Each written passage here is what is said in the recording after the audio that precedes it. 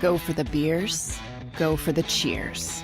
Go for the hit and the hits. Go for the scene. Go for the screens. Go for the gallery. Go for the win. Go to Ocean. EAGLES.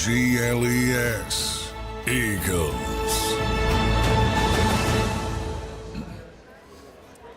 Welcome into the incredible Gallery Bar booking games here at Ocean Casino in Atlantic City, New Jersey. This is the Malamut Law pregame show. Marc Farzetta with you. Derek Gunn, Seth Joyner, and Bill Colarulo will be joining me momentarily. But a huge game here in Week 7, a prime-time potential Super Bowl preview between the Philadelphia Eagles at 5-1 and the Miami Dolphins also at 5-1. If you follow the NFL, which I'm sure you do, you know the Dolphins come in here with a very much high-flying offense, and they're taking on an Eagles team that is second to only them in terms of yards per game.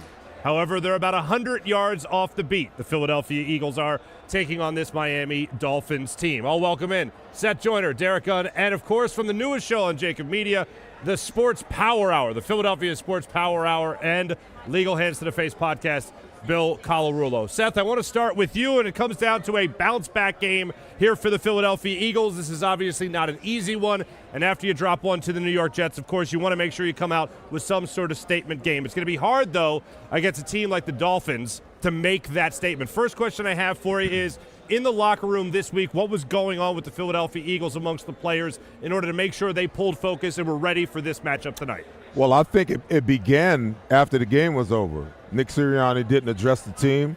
The leaders on the team wanted to address the team. And in a lot of ways, therein lies, those guys understand what needs to be done. The leaders do, and if the young guys didn't, trust me, they do now. It is a hard game because everything runs contrary to, how these two teams match up together. Across the board, the Miami Dolphins offense is number one in almost every statistical category. The Eagles aren't bad. They're a middle of, probably ranking 9th or 10th overall defensively, if not a little bit better. But the style of defense that they like to play opposed to how Miami likes to play, they run very contrary to each other, and it doesn't bode well for how, for the Eagles defense. Defensively for Miami, they're a decent defense. I wouldn't consider them a great defense. When you look at how they rank, I think they're 19th against the run, 19th against the pass. What benefits them is they have the number one scoring offense in the league at 37 points per game. And when you're controlling the scoreboard like that, it's easy to play defense. I've been on a team like that before where we average, almost 30 points a game. It's easy when your offense is going to spot you, 30-plus points. So to say that the Eagles got their work cut out for them tonight after a tough loss last week is monumental, to say the least. Well, we have a lot of work to talk about here in terms of having that work cut out for them, especially when it comes to the injury factor with the Philadelphia Eagles. We know last week you lost Lane Johnson for the vast majority of that game. Jalen Carter did not play in that game. Darius Slay did not play in that game. So, Gunnar, I'll start off with you here when it comes to the injured list here for the Eagles. It looks like a couple of those guys will be back, but how close to 100% will they be? Well, in Lane Johnson's case, he doesn't have to be 100%. There's nobody tougher than National Football League. He texted me on Thursday while I'm in the middle of my show. He said, I'm definitely playing. I said, is that you talking, or will the medical staff try to protect you from yourself? He goes, I'm playing come Sunday. That's good enough for me. We've seen Lane Johnson play through some serious injuries. He played through that abductor injury for the latter part of last season and into the Super Bowl. All right? In terms of Reed Blankenship, he will not be. The second time he's injured these ribs. And if I'm the Eagles, I'm a little bit smarter with him this time. I'm not rushing him back in a week. Anytime you've injured your ribs 2 times in less than a month, you've got to take that into consideration. Now, I know you can pad it up, you can take the shot, but you have to look at the long-term prognosis when it comes to that rib injury. You want him to be there for you come late November into December and January. Roby with the shoulder is week to week. Those shoulder things are like Achilles injuries, ankle injuries, high ankle sprains. They feel good in 1 week, and then all of a sudden you do something, and now you're out 2 to 3 weeks. So that's the severity of what they're looking at injury-wise right now. How healthy is Sidney Brown? That's a big one. He was out a couple of weeks with that hamstring. He's well enough to play tonight. I think he's playing more so out of necessity than anything else. And as Seth will tell you a lot of times, a player doesn't have to be 100%. When he gets to SOS, all hands on deck, you suit up. Bill, you and I spoke earlier in the week on Philly Sports Power Hour about the importance of a guy like Jalen Carter. When you look at the way that the Dolphins have lost their only game of the season, and that was to the Buffalo Bills, who got upset big time today by the Patriots, he got sacked 4 times in that game. He's only been sacked. Tua Tagovailoa has only been sacked 6 times this year. 4 of those came against the Bills. So Jalen Carter, I think, if he's anything close to 100% today, is going to have a huge impact and needs to have a huge impact for the Eagles to pull off the win today. Definitely. For the Eagles to win this game, they're going to have to score points, but we'll get to the offense in a second. You look at the defensive side of the ball, you wish you had everybody healthy, but I think the guys they did get healthy are the most important players.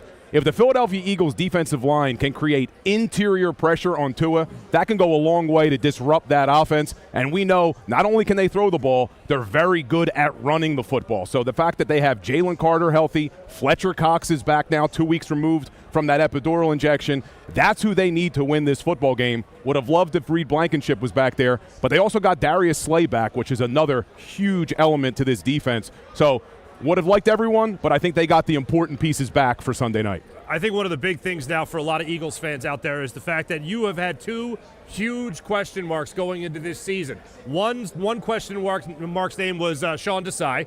The other was Brian Johnson. Well, Brian Johnson is still, they're asking a lot of questions about whether or not he can be good enough to be an NFL play caller. On the defensive side, Sean Desai has answered a lot of questions in that regard, saying that without, emphatically, he can be a guy that can be good enough to be a play caller on the defensive side of things.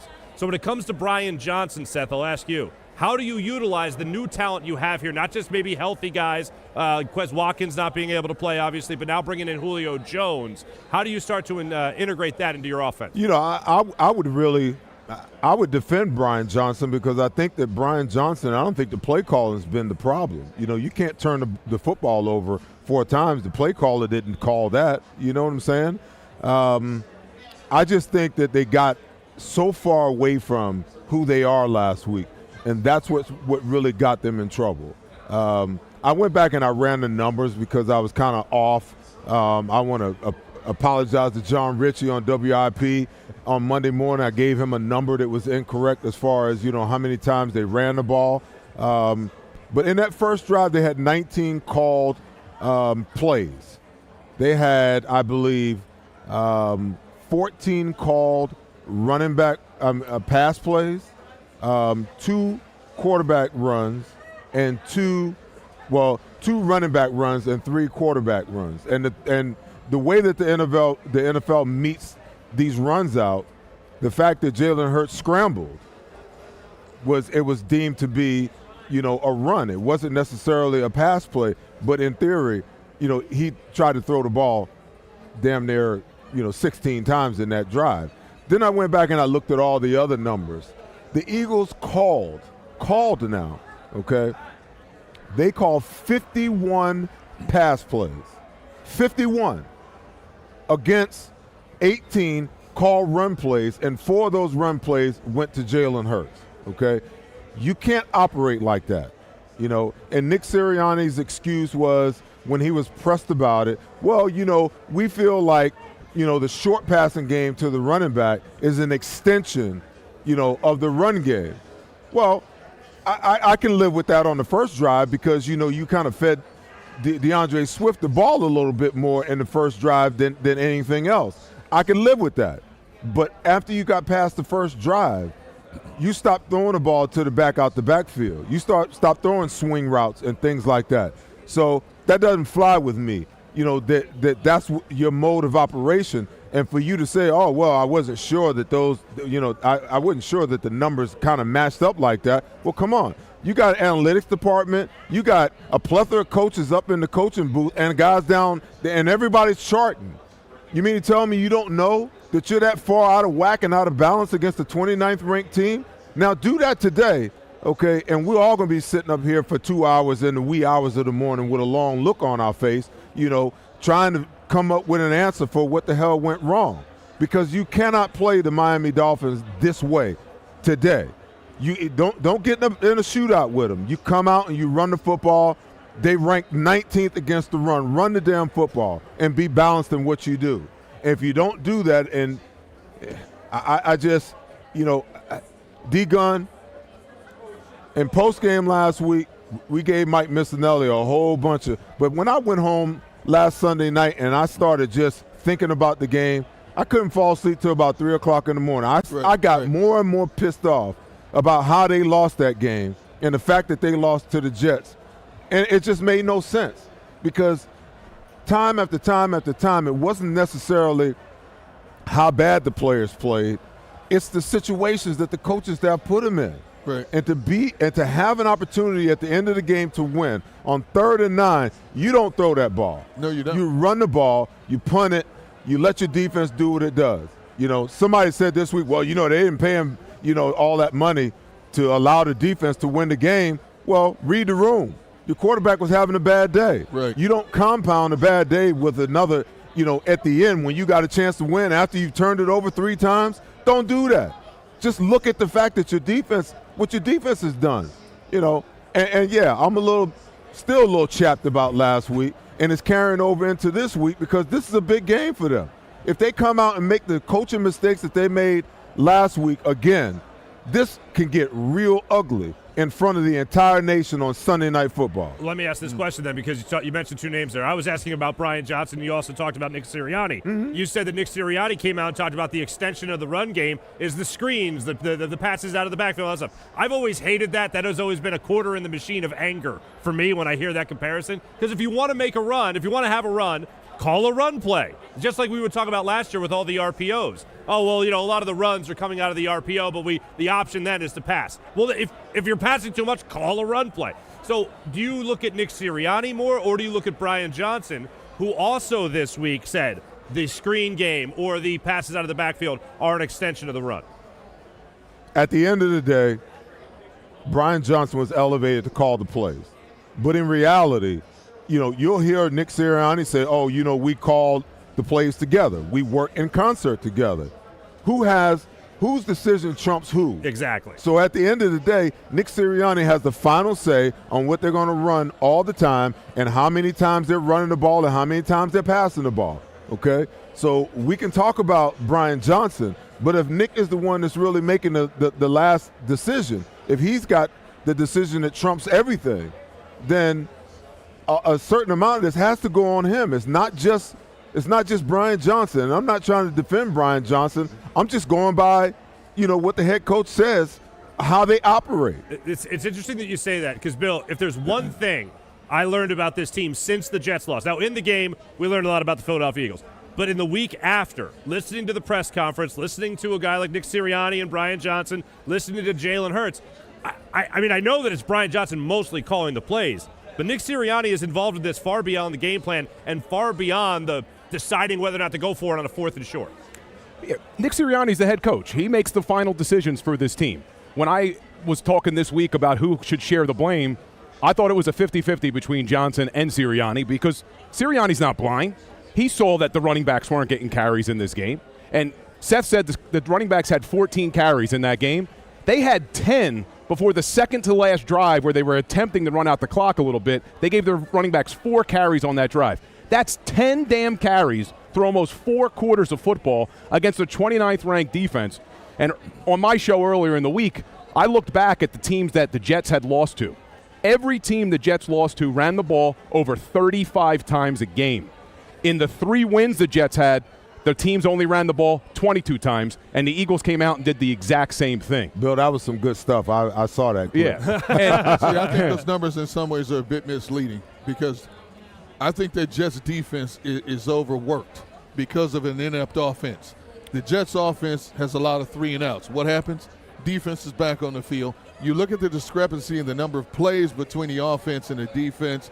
I don't care how good their defense is because, as we saw, they do have a pretty good defense, even with all the deletions they had last week. You do, but in terms of injuries. But you can't go into the game and look at the stat sheet and understand that they're ranked 29th against the run and not run the football and not run the football. And even if you weren't getting any yards to begin with, the running game is about commitment.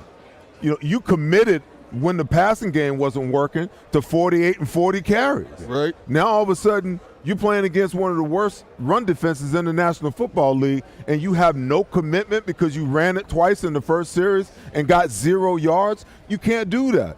You cannot do that. You're the number 2 ranked run offense in the National Football League. It is criminal to think that you can go 60 minutes and only give the ball to the running backs a handoff 14 times. Yeah. Makes no sense to me. And Seth's spot on about committing to the run. You look at this Miami Dolphins team. They have one loss this year. It was to the Buffalo Bills. I went back and looked. The Buffalo Bills ran the ball 29 times and only threw it 25. They averaged on running the ball 3.6 yards a carry. That's not very good, but they stuck with it. And you know where they had success? Play action pass. 9 of 10 for 206 yards from the play action pass. So by sticking to the run, committing to the run, even though it may not have been working on the stat sheet, allowed that offense to succeed. They win the game 48-20 over the Dolphins. So this Eagles offense better stick with the run tonight. Even if you don't think it's working for yardage, it still does something to a defense. I got one more run stat for you guys. I was researching earlier this week. So, everyone who was a proponent of, you got to throw the ball in order to win in the NFL, okay? The top teams, the top best teams, the teams with the best record in the National Football League, they all rank within the top 12 of running the football. Every last one of them, okay? You want to know who the top 3 teams are in the National Football League at running the football? Well, Eagles are number 2. The Miami Dolphins, the Philadelphia Eagles, and the 49ers. They rank 1, 2, and 3, okay? So this whole delirium that people got going on about, you got to throw the ball in order to win and the run is an afterthought, no. They wouldn't rank as high as they ranked if the run wasn't important. And to your point, play action pass, Bill, you can't play action unless you prove that you can run the ball. What happened to Brock Purdy last week? The minute that Christian McCaffrey went out the game and they couldn't run the ball anymore, now all of a sudden the play-action pass meant absolutely nothing, okay? I'm just spitting the facts, man. Y'all do with it what you will. No, so there's 2 elements to this. There's one, obviously, the offensive effect here, the positive effect it has, offensively speaking, running the football, putting the ball in the hands of a playmaker like DeAndre Swift, proved he could be for 2 consecutive weeks before the Eagles kind of forgot he existed when he was the second leading rusher in the NFL after only touching the ball once in week 1. And then there's the other effect here. Now, the Bills, they're no dummies. They know what they're doing. They have a team like the Miami Dolphins who are coming off in that week a 70-point performance against the Broncos there. So, Gunnar, don't you want to run the ball not just for the benefit of actually running the football and setting up play action, but also making sure a very high-powered offense is staying off the field? It doesn't make a difference what we want because we were screaming the same thing last year. As good as their running game was, how many times did we sit out here and scream about the fact they didn't run the football enough? And you're right. When you give the ball to DeAndre Swift 28 times a game and prove that you can run it down a lot of teams' throats, why do you deviate from that norm and go to the extreme opposite? But I think, you guys were touching on Nick Sirianni / Brian Johnson. I do believe to a certain degree there's a little bit of cover-up going on. The head coach taking some bullets for his offensive coordinator. He put this man in place. He's giving him this opportunity not just to excel this season, but to enhance his resume to the point he could possibly help him get a head coaching job in the National Football League. He's going to give him as much rope as possible to make this thing work. Now, we have sat out here week after week and talked about how flawed this offense looked, how different it looked compared to last year, yet it's an offense that's still putting up 28 points a game. So if I've got a flawed offense, I'd much rather have a flawed offense that can still stick it to a lot of defenses and win more games than not. Does Brian Johnson have some things to work on? Absolutely. If you got him away from the cameras, he would tell you this. It's not perfect, but if you're going to be imperfect, do it when you're racking up the W's more so than the L's. Go ahead, Bill. I got to give you one more stat. You guys know I love my stats. But we're talking about running the football today, right? The Miami Dolphins, 20th in the league against the run on defense. But let's look at the offenses they face because that's even worse when you look at it. The offenses they face, they have not faced an offense that's been in the top 10 in running. In fact, they only have one team in the top 12, and that's the Buffalo Bills. The other offenses they faced, 18th, 21st, 22nd, 26th. They're going up against the number 2 rushing offense in the league. So it will be criminal if Brian Johnson does not run the football this week against the Miami Dolphins defense. You know what's funny is that people are already comparing this Miami team to the greatest show on earth, the 1999 St. Louis Rams. The team's combined record that the Dolphins have played up to this point are 5-24. And the one team that they played that had some muscle to them, Buffalo, punched them in the mouth, beat them by 28 points. Now, I'm impressed because I'm going to tell you right now, they are a track team in football uniforms. There's no question. Their speed overall on offense is second to none. But speed can be diffused if you come up with the right scheme. And in this case, offensively, run the football. Defensively, it's easier said than done because Slay is playing on his knee and is not 100%. He is getting back out there. This is the one game I'm going to give Brian Johnson leeway of playing 7 yards off these receivers and just trying to keep everything in front of them. Because look at how many different ways you try to defend a Tyreek Hill. Sean they try Desai. to defend yeah, him. sorry. You sorry. can't. You can't. Sean Desai. I mean, Sean Desai. Yeah. Sean Desai. You can't defend him. There's no way you can defend him. If you let Tua stand back there and pat the ball and throw the football, it's over. All right. It's Well, over. see, it's the double-edged sword that you live by, okay? Because if you do that, the rush never gets there. Because you got to understand how Tua throws the ball. Tua is a rhythm and timing passer. Absolutely. Okay? So if it's 3-step, it's out. 5-step, it's out. 7-step, when that back foot hits the ground, it's out. He's not holding on to the ball. So when you play off, you got to realize all of these routes are designed to hit certain yardages at certain times. And when they're hitting their yardage and he's letting the ball go, I think he averages – he only averages holding the ball 2.3 seconds. Right. The fastest release of the ball of anybody in the National Football League. So what winds up happening is when you play off, he's smart enough to pre-snap read it and know where he wants to go with the football. So if there's one thing that and D-Gun, you and I, we play about the things we disagree on, but, you know, this is the one thing that I don't agree with you on because it's the same thing with Sean Desai. They talk about blitzing, but you nullify the fact that you're blitzing if you're going to play your cornerbacks 10 yards off the ball because when the quarterback comes up to the line of scrimmage and he looks and he sees pressure or simulated pressure, he's getting the sight adjustment right now. So if they've got to get up, and I'm not saying you got to live up in these wide receivers' face because that's a recipe for disaster.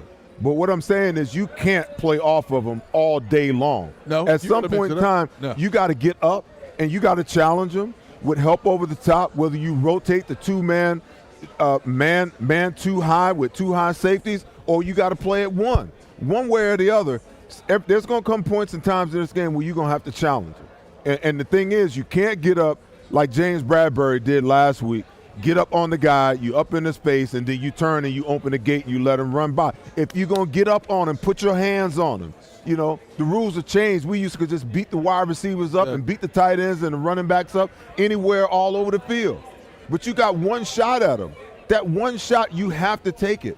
And you got to get to a point where you disrupt the timing of these routes where when that tight end or Tyreek Hill is supposed to be at 12 or 15 and he's at 10, now you force Tua to come off of him and go to the second read. Now our defensive line got a chance to get there. But if you're going to play those guys off the ball and you're going to play passive, Tua will light their behinds up tonight. I will say this. There's 98% of wide receivers I would play press coverage against. Tyreek Hill's not one of them. Tyreek Hill is the one guy I give that extra respect to. I look at him when he makes his move off the line of scrimmage. Every Pro Bowl cornerback in the National Football League has tried to press this young man. They don't try to put their hands on him, though. That's the problem. You can't hardly anymore. If he can hardly, within a 5-yard grace period, yes. Absolutely. How many guys are successful doing that with him? Most of these coaches are too scared to let their guys do it. And you don't think these Eagles coaches have thought about this? Hey, listen, man. You don't think so? I see, that type of mindset is oblivious to me. Because you know what? That man put his pants on just like anybody else. And my thing is, you know what? Hey, take the challenge. Listen, this is the thing I don't understand about coaches. Man-to-man coverage is the easiest coverage for guys at this level. You want to know why? Because they've been playing man-to-man their entire lives. The zone is what's hard. Right. Because you're off and you're trying to figure out, okay, this guy's going here, he's going there, 2-1, 3-1 reads, 3-2 reads. What do I do? But if I'm in man-to-man, Bill, it's me and you, okay? It's my manhood against your manhood. And the rules say I can get my hands on you one time, okay? So guess what I'm going to do? I'm going to get my hands on you. I'm not going to get up and back off. No. If I'm going to get up and you're on the line of scrimmage and I can get tight up on the line of scrimmage, I'm trying to jam you right now. And if I can jam you right now, I can throw the timing of the route off. But for me to play off and get off all the time and give that man that kind of respect, I'm showing him that I'm afraid of him. And when you show a guy that you're afraid of him, why do you think he be clowning everybody? Because he know they're so scared of him. Let me ask you this. Do you trust either one of the Eagles starting corners to get up and press on it? That can play that kind of press on him? And then turn your hips and get back? I'm going to tell you this, D-Gun. I believe that our cornerbacks are better better cornerbacks when we put them in a more aggressive posture than when we play them off. I would agree 99% of the time with that, 99%. But in anything you do in life, there's an exception to a rule. And I would say this is the one guy, this is the exception to the rule. He's put too many people on his highlight reel. I've seen teams try to triple team this guy. You still can't do it. I think they give him so much respect, and it instills so much fear that he sees it and he feeds on it. He feeds on it. True. Nobody wants to lay any wood on him. No. I want to see Sidney Brown come off the hash when he come and just take your shot. And because if you go at the guy and you miss him and he go 80, it's still a touchdown whether you do that or whether you take your shot to blow him up. There's only one DB on this entire roster I would even consider getting up in his face. And if he's healthy, it would be Sidney Brown. Sidney Brown would be the one in terms of quickness and speed. And I understand Sidney's playing from the safety spot, but you know what? If you're going to mix and match, because you're going to have to play games with this Miami offense all night. If you're going to mix and match, put Sidney up in his face, because even if he gets by him, I think Sidney has the recover speed to get back close to him. I'm not going to say run even with him, but get back close to him, which may force Tua to arc the ball a little bit differently, throw it a little bit different angle, which could be to the benefit to the Eagles' defense overall. And I get what you're saying. I mean, this dude is on pace for 2,300 yards receiving in the National Football League. But I also believe that you got to pick your spots. You do. You can't give somebody that kind of respect, where they feel like, they're afraid to get up on me. They're afraid to cover me. They're afraid to hit me. So I know I got blazing speed, so I'm just going to clown them. You can't do that. Somebody's got to send a message that every time you run, you're a little quick stepping behind across our defense, we're going to put some leather on you. Somehow, some way, somebody's going to lay some wood on you. Because that's the only thing. Listen, this offense is is no different than the K-gun, the run and shoot, the red gun. It's no different. And when we used to play those teams, we were instructed to beat them into submission, because the one thing they don't want you to do is they don't want you to hit them. They don't want you to pound them. They don't want you to punish them. And I get it. The NFL has created a league where it's not faux pas to punish anybody anymore, because even a good clean hit that hurts a guy, you're going to get a flag. Absolutely. But sometimes, D-Gun, it's worth taking that 15-yarder just to send a message. Sometimes, man. Because we got the Kelly Greens. Yeah, absolutely. Football is about intimidation, man. Especially from the defensive perspective. Because if you take that away from me, what do I have? They know where they're going. He's faster than me. They know the snap count. They know the situation. I'm reading and reacting to everything that's going on around me. But isn't that what defensive players have been saying since they revamped the rules? What is my purpose here in the football field? I can't do anything anymore. You can't clutch and grab anymore beyond 10 yards. And this is my biggest argument with the stupid unnecessary roughness.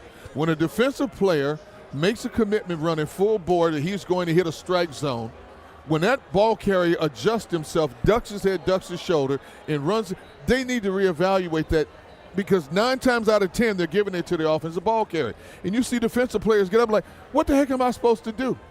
Because if they change their angle, they're going to get hurt. I agree. I've been saying it all along. The natural reaction, like, Bill, if I went to hit you, the first thing you do is this. It's no different than in football. Exactly. You know, when a ball carrier knows he's going to get hit, the first thing he does is this. Now, I could do everything right. I'm aiming right here. That's right. Okay? The minute that he does that, he lowers his head to my strike point. That's right. So I'm at fault with that. According And to the the defense NFL, to the league, it's stupid, law of the it's letter. ridiculous, Yeah. but that's the way the NFL calls the rule. And the defenseless receiver, that's another one. I could not agree with you. I didn't make my wide receiver defenseless. His quarterback made him defenseless. Not my fault. He can't protect himself. I mean, Hey, come on listen, now.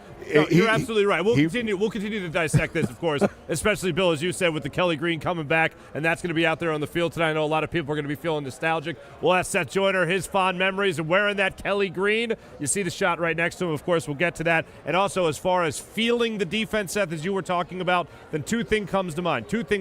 One, Sean Desai, in his introductory press conference, talked about how he wanted his defense to be palpable. And then a great quote came out of the press conference this week. Speed can hurt you. The Miami Dolphins have speed, but physicality, that can hurt speed. So let's hope that we actually see that happen in tonight's primetime game. Sean Desai this week. Okay. I knew that put a smile on your face. I just want to see if he put his money where his mouth is. Well, we will find out tonight, my friend. All right, we are teaming up with a great foundation with EBOD, ladies and gentlemen. We have some great things to tell you about it, of course. But just like football, team strength lies in the players working as a team. We are very happy here at JAKIB Media to be part of that team with the EBOD Foundation to help combat Alzheimer's as well as dementia. For more information, take a look.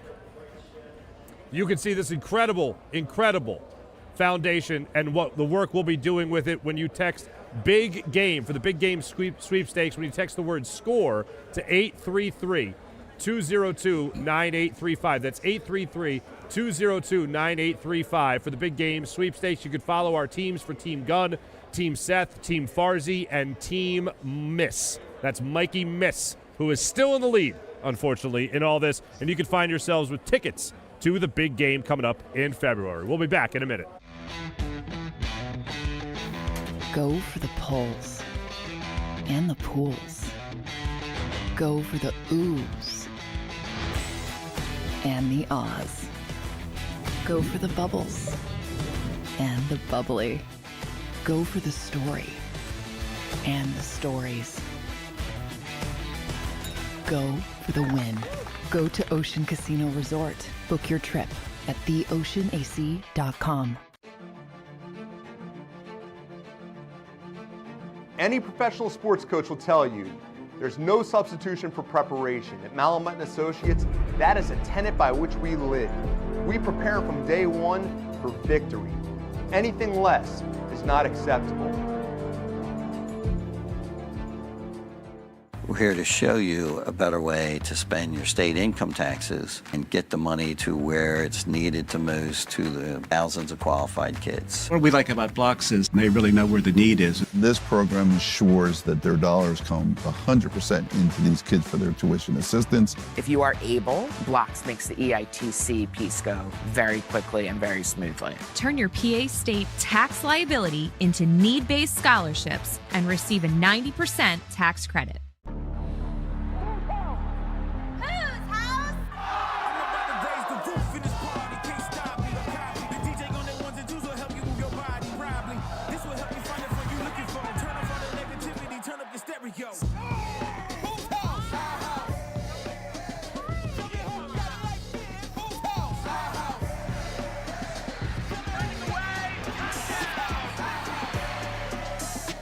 Football and Hooters, the perfect pair.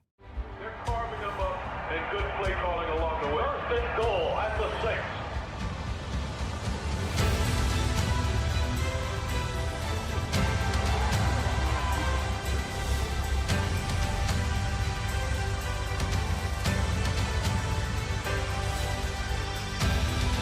On the field of life, First Trust Bank is there for you. Champions on 3. 1, 2, 3. Because Philadelphia dreams deserve a Philadelphia bank. Any professional sports coach will tell you there's no substitution for preparation. At Malamut & Associates, that is a tenet by which we live. We prepare from day one for victory. Anything less is not acceptable.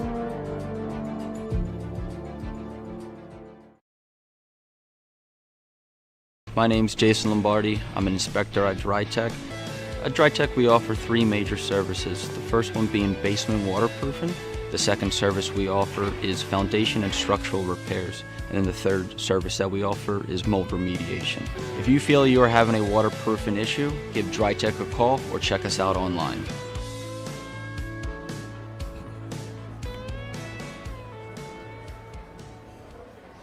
EAGLES, Eagles.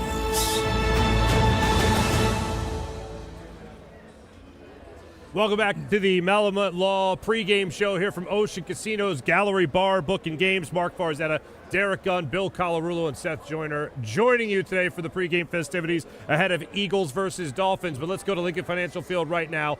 The scene of our primetime matchup with the 5-1 Dolphins taking on our 5-1 Philadelphia Eagles as well. The inactives list has just come out officially. Reed Blankenship, Bradley Roby, both injured, not playing, inactive tonight, as is Xavier Howard of the Dolphins as well. So let's go to Lincoln Financial Field, talk to our friend John McMullen. John, Bradley Roby being down, Reed Blankenship being down. What's the plan right now for the Eagles secondary?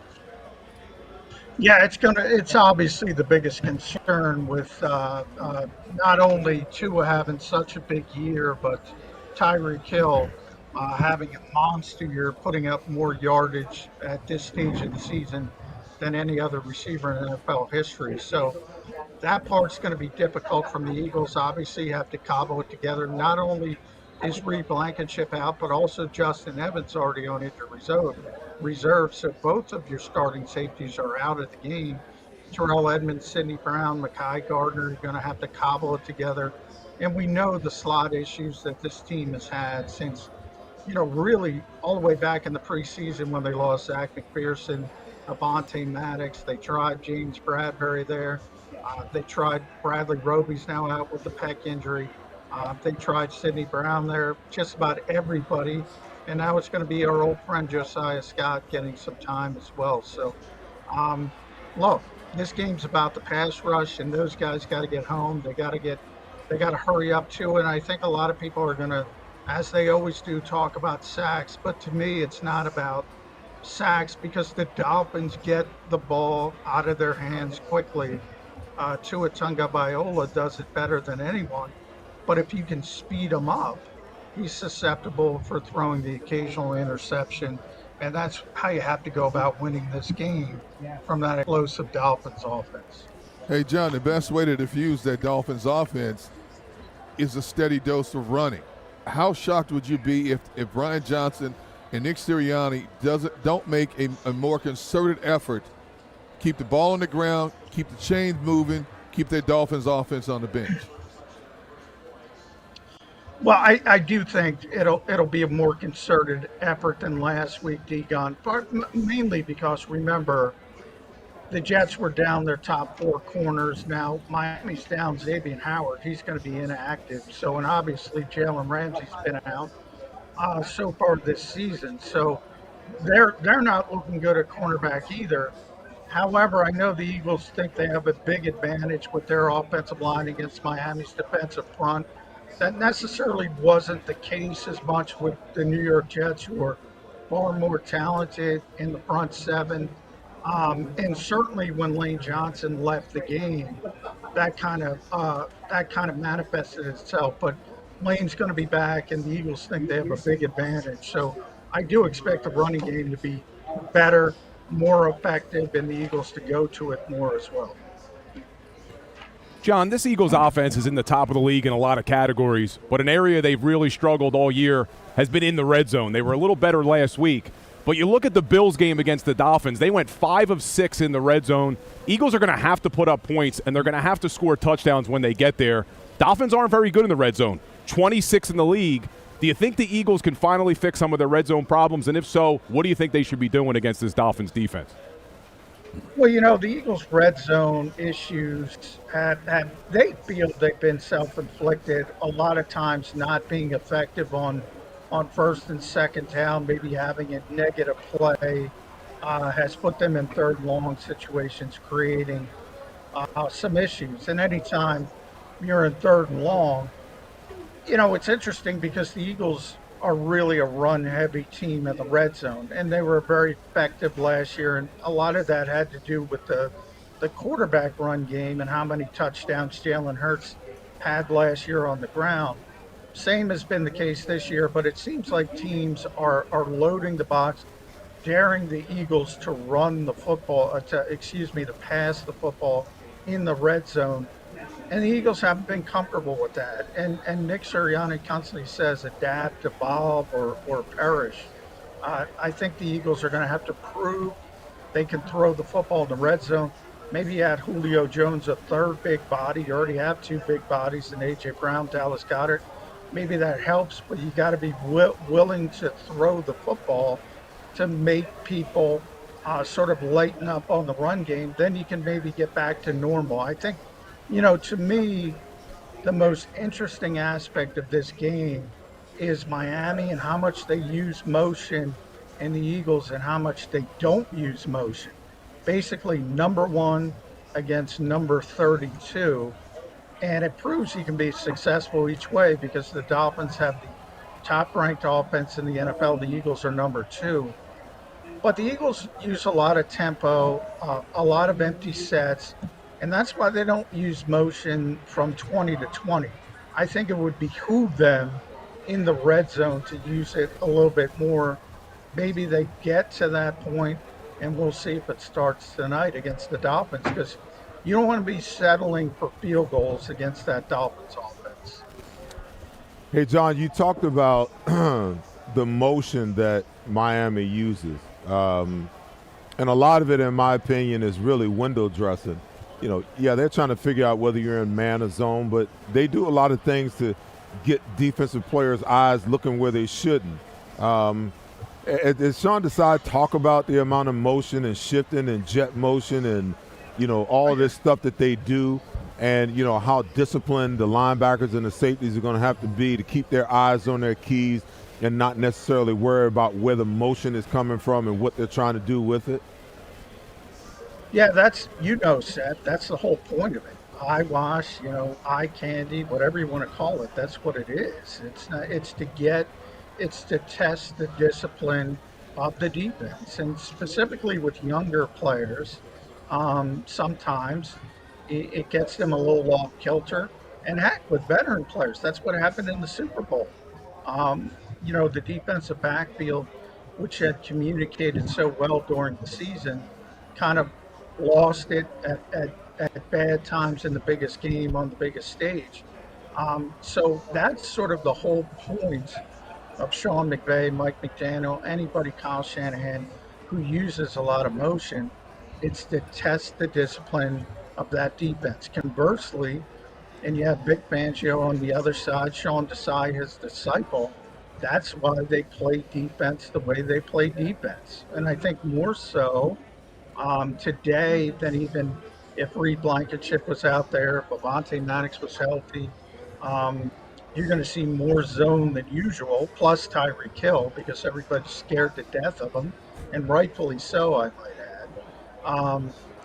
They're going to play, basically in the parking lot, I think. They're going to try to keep everything in front of them, and I know that's going to frustrate some people, and that helps not only with the motion, but also you're trying to limit the big play ability of Tyreek Hill, who, as I said, 814 yards through 6 games receiving, most ever in the history of the NFL through 6 games. So they're trying to limit the big play.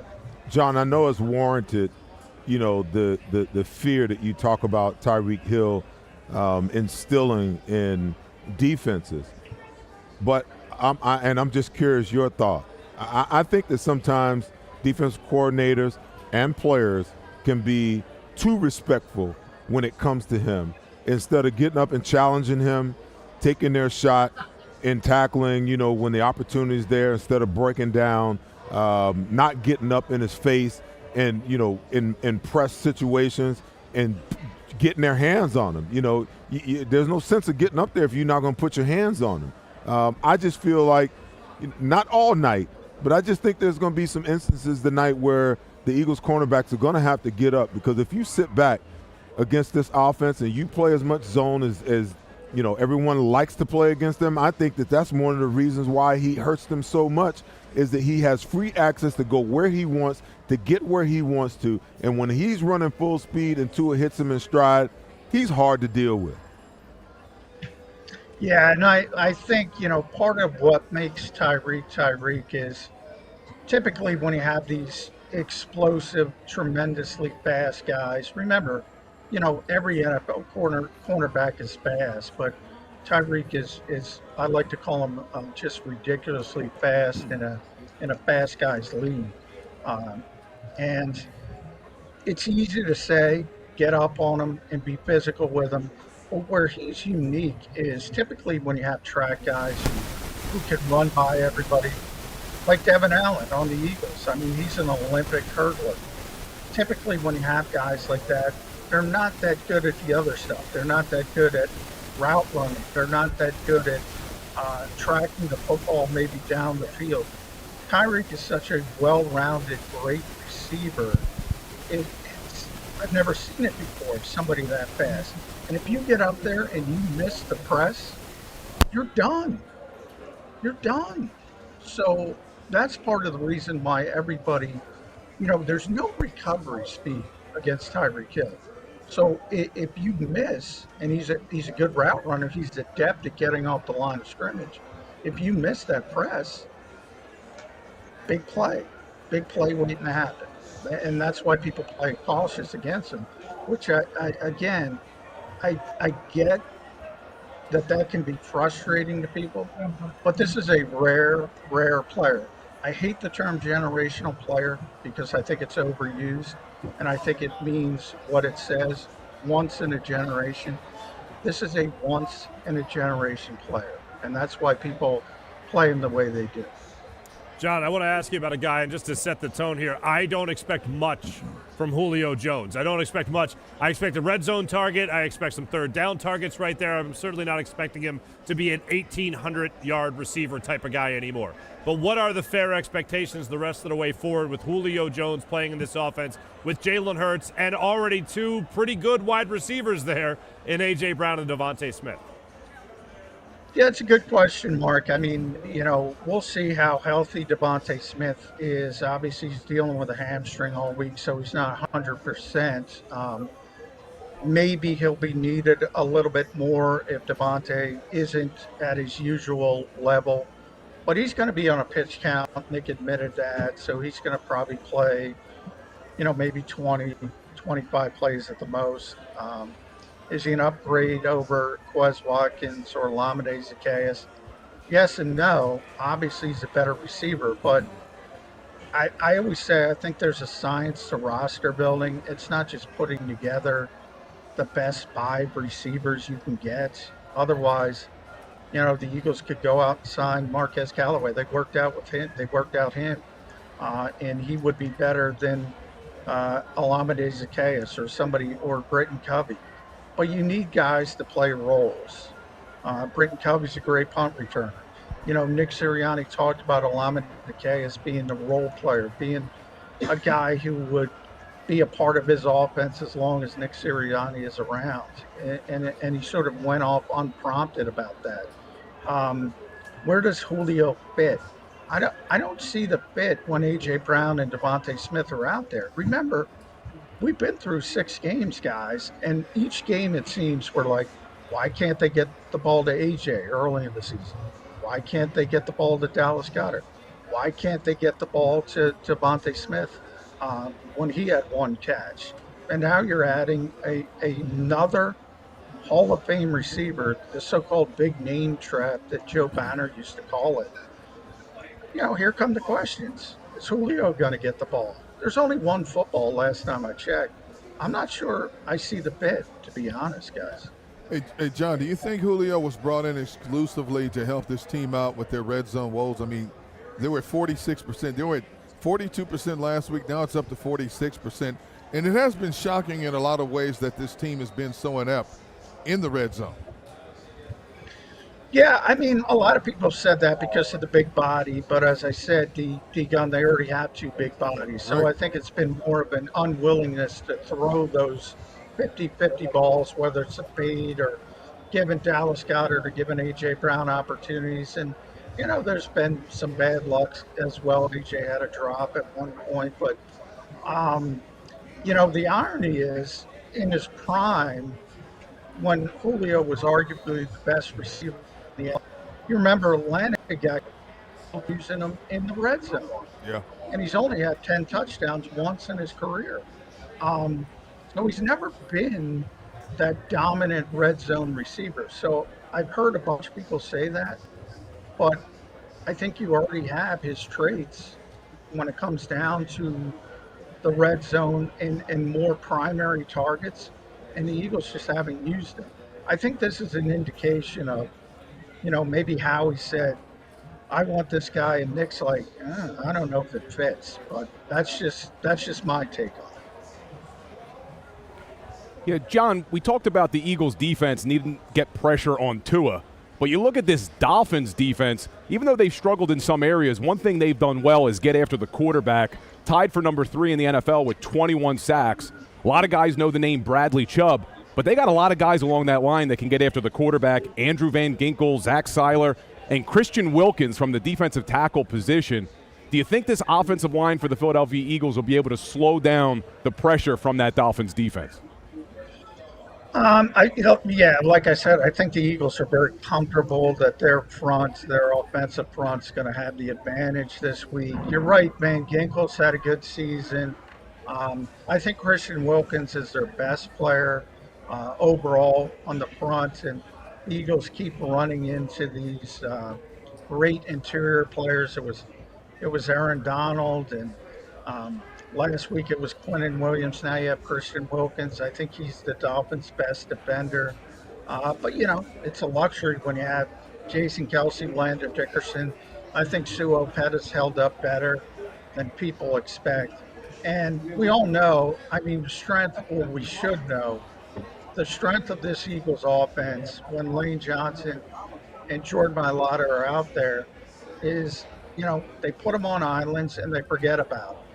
And I've watched too much Eagles football over the past 2 years to worry about Bradley Chubb, or even, if Jalen Phillips was 100%, or even if it's Andrew Van Ginkel. Lane Johnson hasn't given up a sack since I can't remember when. So I can't worry about other pass rushers because guys like Nick Bosa come in here and they do nothing. So I'm through worrying about the Eagles tackles. They put them on an island and don't worry about it. Now, if it's Jack Driscoll, then we can worry about it. I was about to say, I know you watched last week's game, John. I'd be worried if Jack Driscoll's got to play. I want to go back to Julio just for a second. I just want to make a comment and then a question.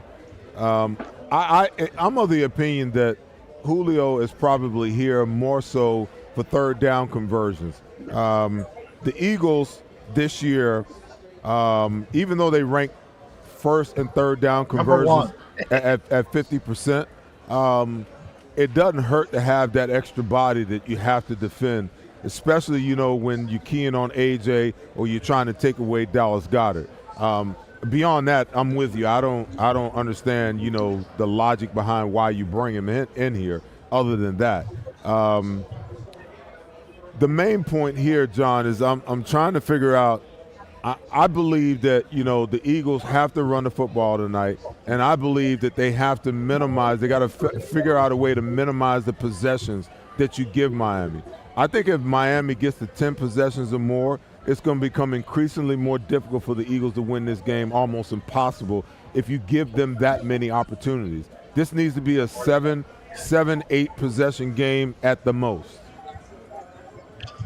Well, I agree on paper, and I've even said the Eagles would never do this, but if they win the coin toss, I'd take the football, try to shorten the game, go on one of those 15-play drives, try to keep Miami off the field. I think that makes sense from a logic perspective.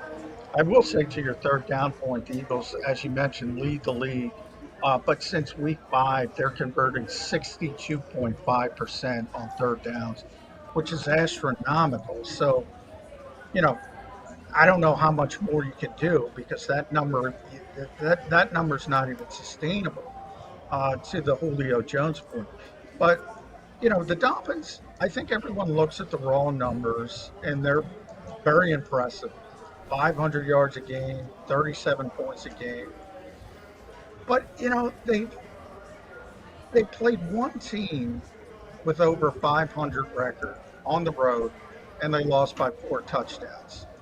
So here's where I look at the Dolphins and say, look, it's not their fault that Carolina's on the schedule, Denver's on the schedule, the Giants are on the schedule. They've taken care of business and beaten bad teams like they should. That tells me they're a good team. Are they a great team? Losing by 4 touchdowns in Buffalo gives me pause. And if they don't play well, I think this game is more of a sort of temperature test for the Dolphins than the Eagles. And I'm a little surprised how many Eagles fans are scared to death of this team. Maybe it's the Halloween season because everybody seems to be scared. Again, they played Buffalo on the road, lost by 4 touchdowns.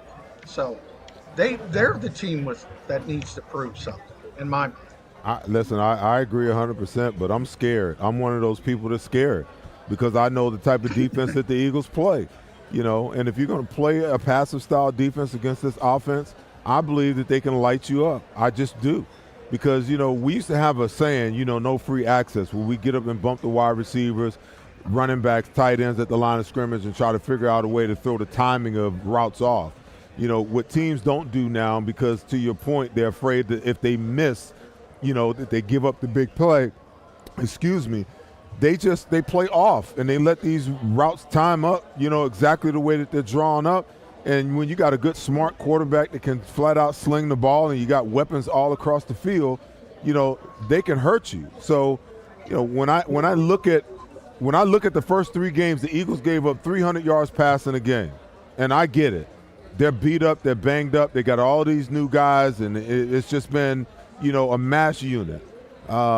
But at some point in time, you got to throw caution to the wind when the game is on the line, and you got to trust these guys. You got to coach them up and put them in position, work on their technique, all of those little small things, and you got to roll them out, and you got to do what you got to do, because it's either death by 1,000 cuts or one quick stab in the heart. But one way or another, you're going to die. Well, I kind of, I think it could be more piecemeal. When I said that, I was speaking specifically of Tyreek Hill. Look, I'm not pressing that guy. Everybody else, Jalen Waddle, Braxton Berrios, yeah, go ahead. Knock yourself out, throw some curveballs. And Waddle is a very good receiver, but Hill's a little bit different. And really it goes back to his last season in Kansas City when everybody started playing so much cover 2 against the Chiefs. And if you remember, Patrick Mahomes really struggled the first couple games when they threw it at him because he was so used to that big play. So I think, we talked about the motion forcing the defense to be disciplined. That's what people try to do against Tyreek Hill teams. They want the offense to be disciplined. So if they have to go 15 plays, there's no false starts, there's no holding penalties.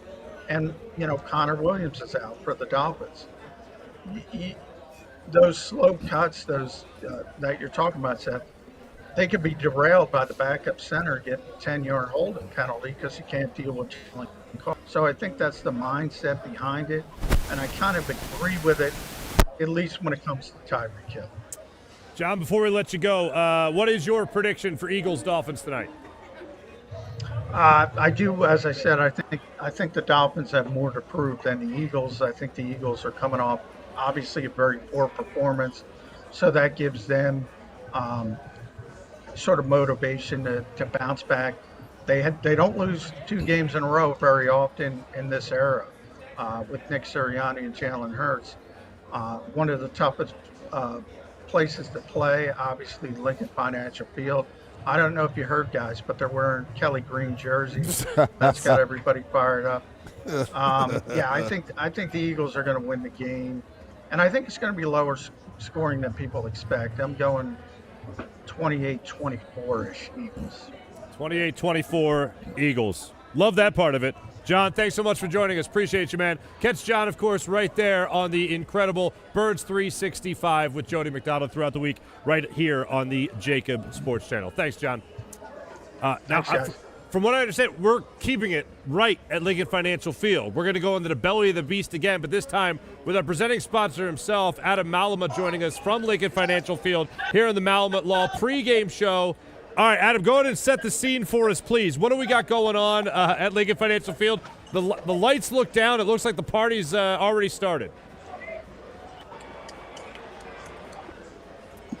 So much so that we don't have the connection. There we go. Adam, we got you now. All right, go ahead. Set the scene for us at the link. Guys, I know that we hate the Giants, hate the Redskins. I don't get it. I mean, it's out there. Adam, I'm sorry. We're just getting a bad connection. We're going to have to try to check back with you a little bit later on. We're going to come back. We're going to have our predictions. And, Seth, I want you to reflect. I know a lot of people are feeling very nostalgic. You heard from John McMullen, of course, that the Kelly Green is back for tonight. It's something I honestly never thought I'd see again. Knowing what the Lauries had thought about it in years past, according to many people, I never thought we'd see it again. But here we are. So, Seth, I know the fans are reflecting on it. I'd like you to do the same thing as well. We'll bring that back right here on the Malamut pregame show. Hey Philly, it's Tom Giordano from Pond Lee Hockey. Follow us on Instagram for your chance to win free Eagles tickets all season. Go for the pulls and the pools. Go for the oohs and the ahs. Go for the bubbles and the bubbly.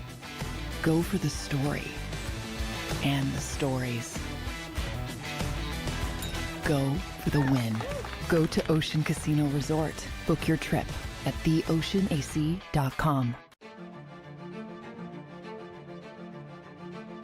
Any professional sports coach will tell you there's no substitution for preparation. At Malamut & Associates, that is a tenet by which we live. We prepare from day one for victory. Anything less is not acceptable. We're here to show you a better way to spend your state income taxes and get the money to where it's needed to most to the thousands of qualified kids. What we like about Blocks is they really know where the need is. This program ensures that their dollars come 100% into these kids for their tuition assistance. If you are able, Blocks makes the EITC piece go very quickly and very smoothly. Turn your PA State tax liability into need-based scholarships and receive a 90% tax credit.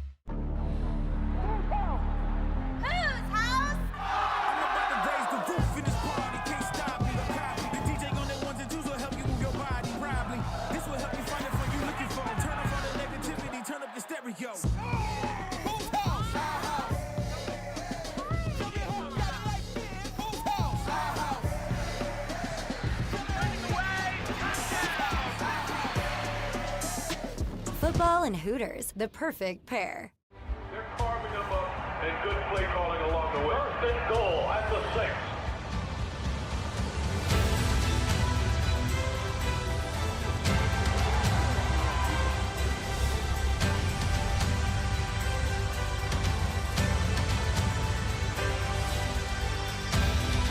On the field of life, First Trust Bank is there for you. Champions on 3. 1, 2, 3. Because Philadelphia dreams deserve a Philadelphia bank.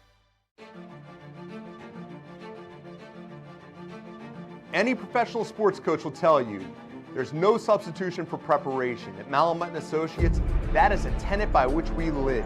We prepare from day one for victory.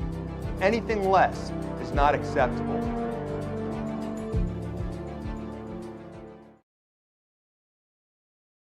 My name's Jason Lombardi. I'm an inspector at DryTech. At DryTech, we offer 3 major services. The first one being basement waterproofing. The second service we offer is foundation and structural repairs. And then the third service that we offer is mold remediation. If you feel you are having a waterproofing issue, give DryTech a call or check us out online.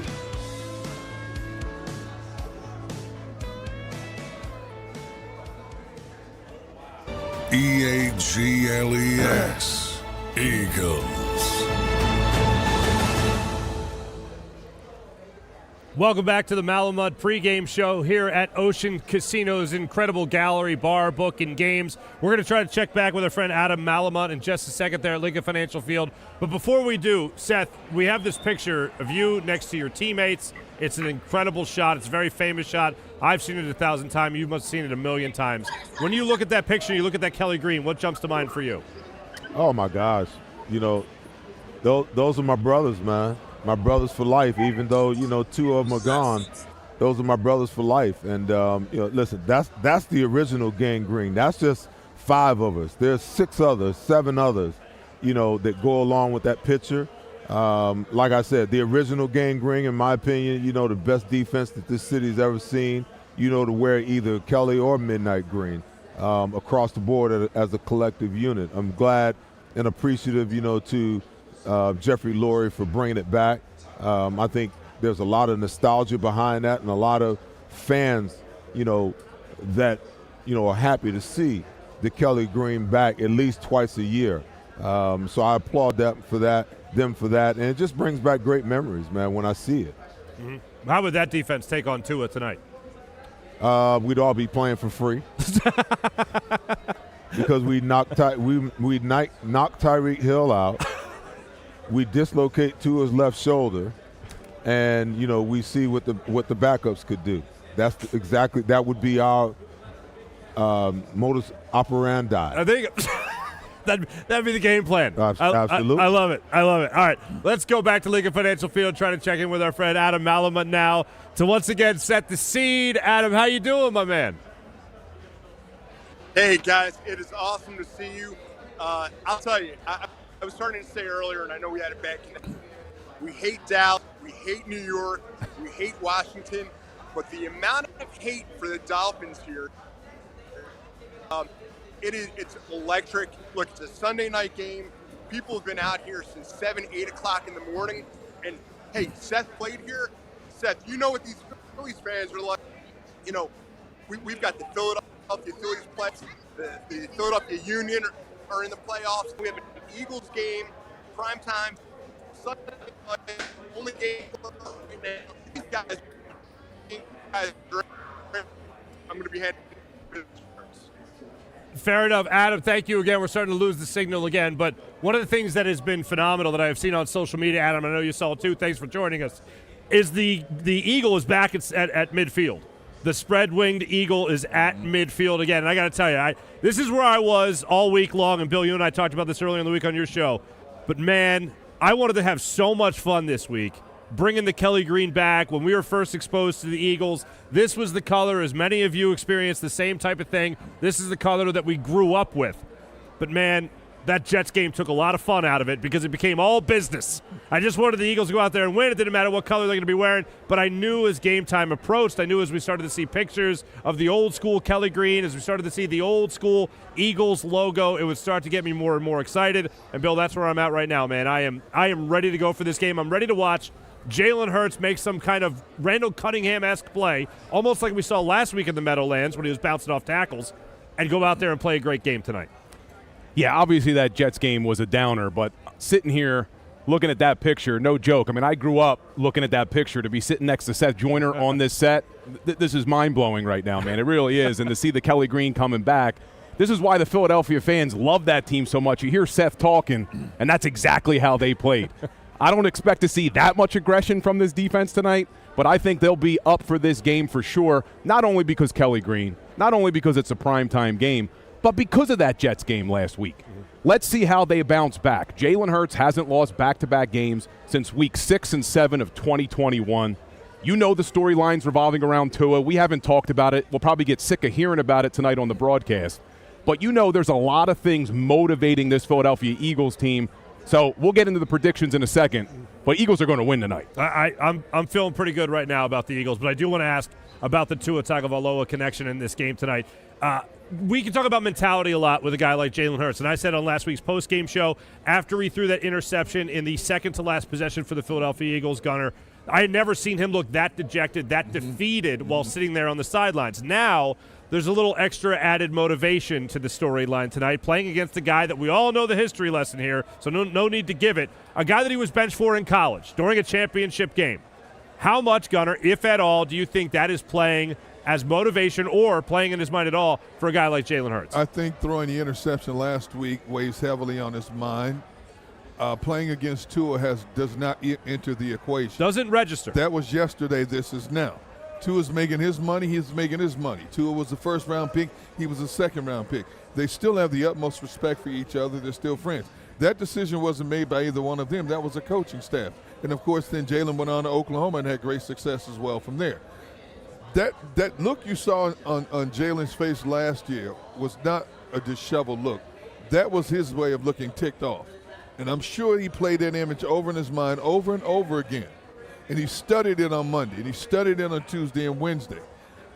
That resonated and motivated him more than anything else. And, of course, they lost to a Jets team they shouldn't have lost to. The Kelly Green uniform is back. If they lose this game and Dallas wins this game, all of a sudden Dallas is on a bye. All of a sudden Dallas is tied for first place with this team, okay? That's motivation in itself. The Tua versus Jalen motivation, that's media headlines. We create those things, and rightfully so. It generates interest. When it comes to these two guys right here, all they care about is putting a W in the column for their teams. Fair enough. Fair enough. Seth, former player, would that factor into your mind at all if you were in Jalen Hurts' shoes? Hell yeah. Why? Why? Why would? I thought I had a feeling you'd say that. Yes, go ahead. Because, listen, as an athlete, it's like, to be publicly, what happened with Jalen didn't happen privately. It happened in the most public of ways that you could think of. Tua comes in, he wins the national championship with a bomb to the wide receiver that Jalen Hurts now throws the ball to, Devontae Smith, okay?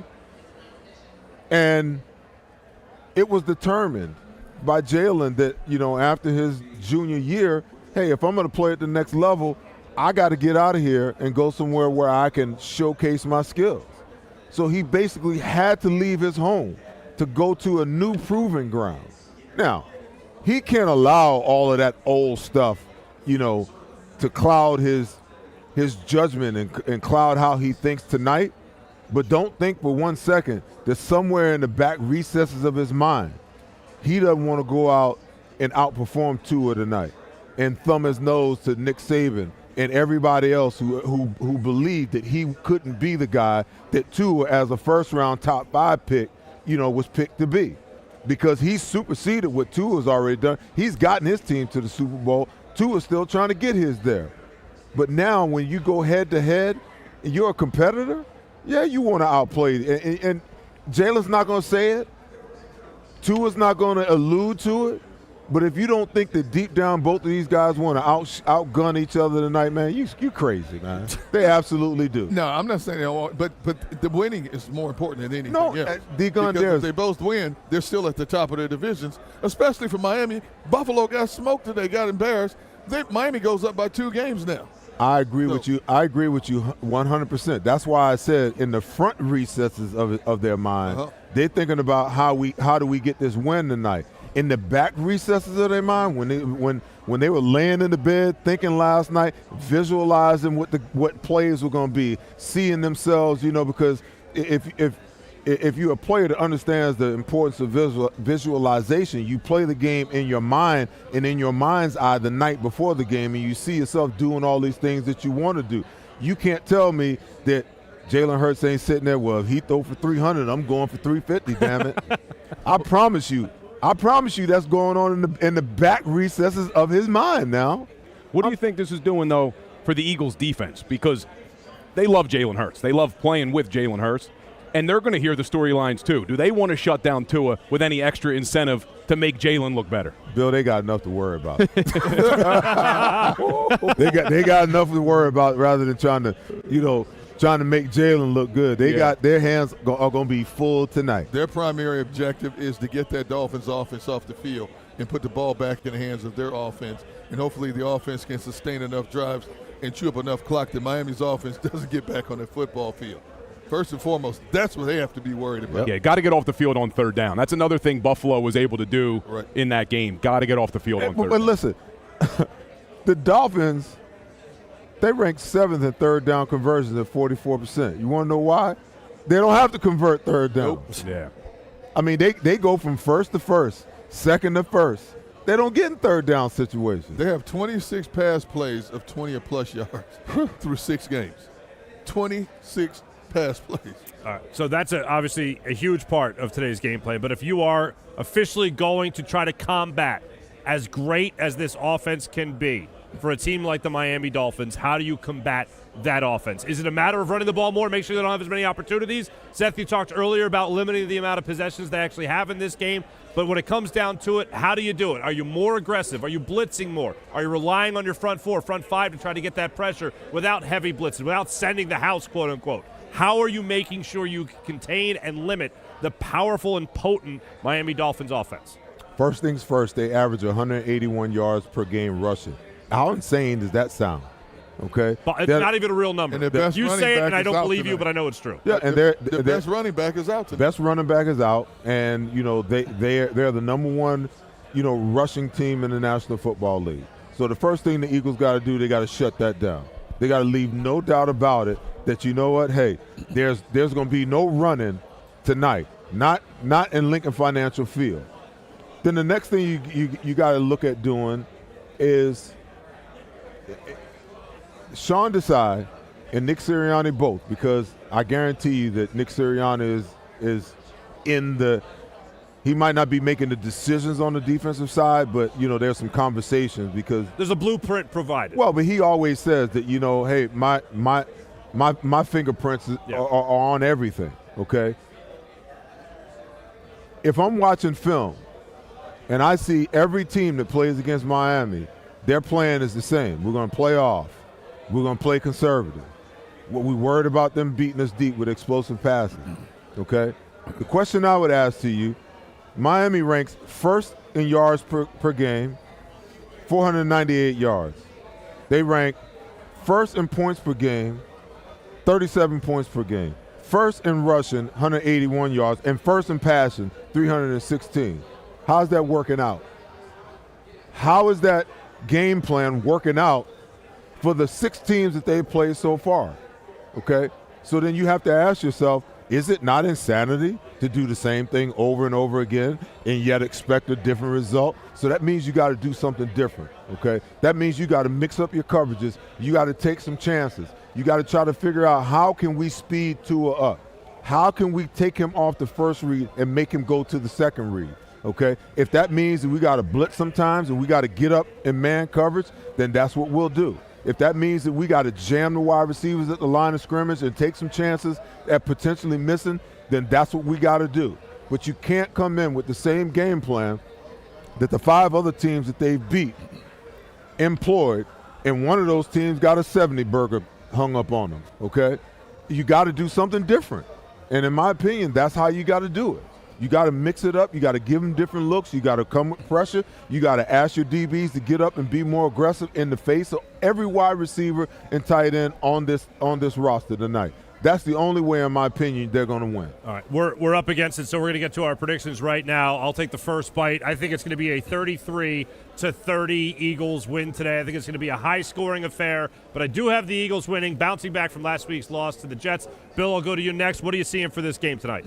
Yeah, I hate to make the argument, look at who they played, but look at who they've played. The Dolphins, the teams they beat, 5-24 record, 4 out of the 5 defenses in the bottom of the league, 4 out of the 5 offenses they beat in the bottom of the league. I have the Eagles bouncing back in a big way, 31-27, Philadelphia Eagles. Like it. Gunner, what do you got for this one tonight? Well, I'm hoping the cool weather tonight somehow cools off the warm fish that have been swimming up the Gulf Stream from Miami.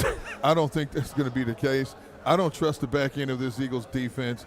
And I don't know if the Eagles' front end can get to Tua enough. I'm taking the Dolphins in this one, 30-27. Wow. We have our first pick against the Eagles from Derek Gunn this year. Why are you hating? Why you got hate? You know me. First off, when you talked about how fish, long have you known me? When you talked about fish coming up north, I actually legit thought you meant fishing. Oh, you did? Because I know you. Okay. That's how long I've known you. All right. I expect you to talk about grilling and fishing. I'm a realist. We're going to need BG yelling at D Gunn again. That's what we're going to need. I got to be a realist. So. There we go. Seth, what do you have tonight?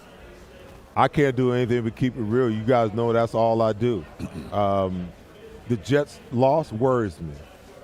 the way that they play defense sometimes worries me. And as much as it pains me, because you know my heart bleeds green, Kelly green and midnight green, I'm on the same boat, on the same shit with D Gun. I don't think I think it's going to come down to the end of the game, and I think the Miami Dolphins walk out of here with a 30-26 win. Wow. I think you just want to be the last winner in a Kelly green. I think that's what it is. Not even. I mean, listen, I want the Eagles to beat everybody that they play. I want them to go 17-0 and go to the Super Bowl, go 20-0 and win the Lombardi Trophy. You know, but you know, when I'm looking at all the variables. You know, you got to overcome a game that you should have won last week. Not only coaching mistakes, but the fact that the players made a myriad of mistakes. And then you turn around, you're playing against a high-powered offense that can score every single time that they call hut and ask for the ball. And, you know, you play a bend but don't break style defense. You play right into their hands. And if the offense doesn't give you the help by minimizing possessions and running the football, which, you know, they're really not apt to do, because when you look at this Miami Dolphins defense, they don't rank in the top 19 in any statistical category except for the pass. They give up 229 yards per game. Everything else is 20 to 26, okay? So when I look at that and I make the comparison, you know, what we can do offensively and what you can't do, that all sounds good. But the problem is if they get a lead, then you know the run game's going out the window. They're going to line up back there, and Jalen might throw it another 50 times tonight. Oof. You know, so it's just a tough matchup, you know, for the Eagles when I look at what they are on the offense and what we like to do on the defensive side of the ball, and the fact that we're so beat up on the backside. You know, you got a makeshift guy that was on somebody's practice squad that's going to be playing in the slot. If you don't think that he's going to have to change his draws at halftime, I don't know what to tell you, man. You know, that's the first part. Then the second part, you got two guys that's going to be starting as safety that are backups. Your two starting safeties are out. I just, you know, it's just so many things when I add it all up that just says that, you know, and I hope I'm wrong. Okay. I mean, God knows I hope that I'm wrong, but this is just the way that I see it. We all root to be wrong occasionally. That's our main goal here. All right, we'll be back, of course, with the halftime show. Bill and I will be along with the halftime show, as well as John McMullen from Lincoln Financial Field. Then, of course, there'll be the Pondla Hockey post-game show with Mike Missinelli, Kayla Santiago, and all of us here on the panel as well. Until then, go Birds and enjoy the Kelly Green. Go for the polls and the pools. Go for the oohs and the ahs. Go for the bubbles and the bubbly. Go for the story and the stories. Go for the win. Go to Ocean Casino Resort. Book your trip at theoceanac.com. Any professional sports coach will tell you there's no substitution for preparation. At Malamut & Associates, that is a tenet by which we live. We prepare from day one for victory. Anything less is not acceptable. We're here to show you a better way to spend your state income taxes and get the money to where it's needed to most to the thousands of qualified kids. What we like about Blocks is they really know where the need is. This program ensures that their dollars come 100% into these kids for their tuition assistance. If you are able, Blocks makes the EITC piece go very quickly and very smoothly. Turn your PA State tax liability into need-based scholarships and receive a 90% tax credit.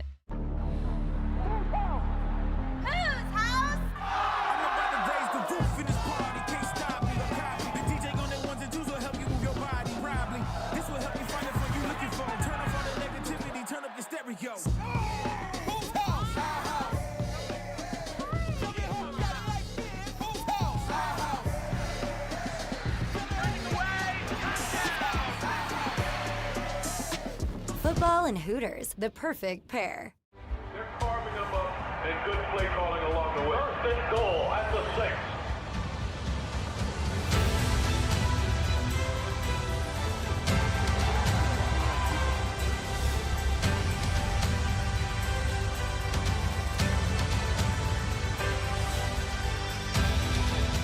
field of life, First Trust Bank is there for you. Champions on 3. 1, 2, 3. Because Philadelphia dreams deserve a Philadelphia bank. Any professional sports coach will tell you there's no substitution for preparation. At Malamut Associates, that is a tenet by which we live. We prepare from day one for victory. Anything less is not acceptable.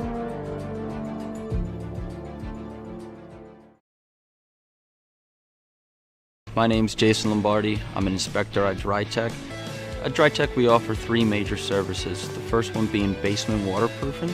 The second service we offer is foundation and structural repairs. And then the third service that we offer is mold remediation. If you feel you are having a waterproofing issue, give DryTech a call or check us out online.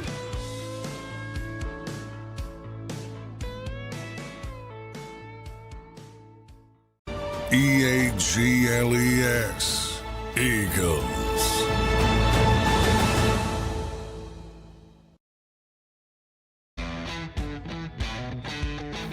Go for the pulls and the pools.